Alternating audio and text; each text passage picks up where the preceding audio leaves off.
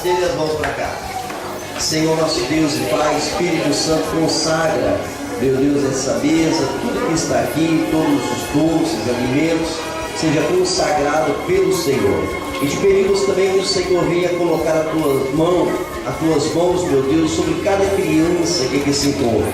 E que esse momento, meu Deus, venha se estender para a casa deles, que eles possam levar, através do teu Espírito, da tua presença, meu Deus, paz, alegria, dentro de casa também, para que todos possam, meu Deus, participar da alegria do Senhor. É o que determinamos, em nome de Jesus, amém, e graças a Deus. Diga amém. Amém. Quem quer doce? Obrigado, vai ver. Pique, esconde.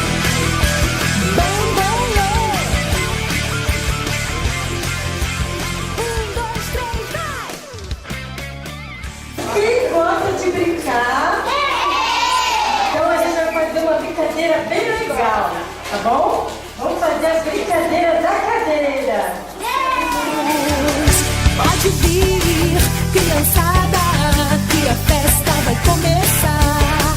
Chega pra cá, bem juntinho, ao Senhor vamos adorar. É muito bom ser criança, brincar de tudo na infância. Corre pra cá, corre pra lá, solta a pipa, joga a bola e tudo tá. Pega, pique, esconde, amarelinho e bambolê. Deus é muito bom pra mim e pra você. De muitas brincadeiras eu posso brincar. Deus me faz feliz, nele eu posso confiar. Pega, pique, esconde, amarelinho e bambolê. Deus é muito bom pra mim e pra você. De muitas brincadeiras eu posso brincar. Deus me faz feliz, nele eu posso confiar.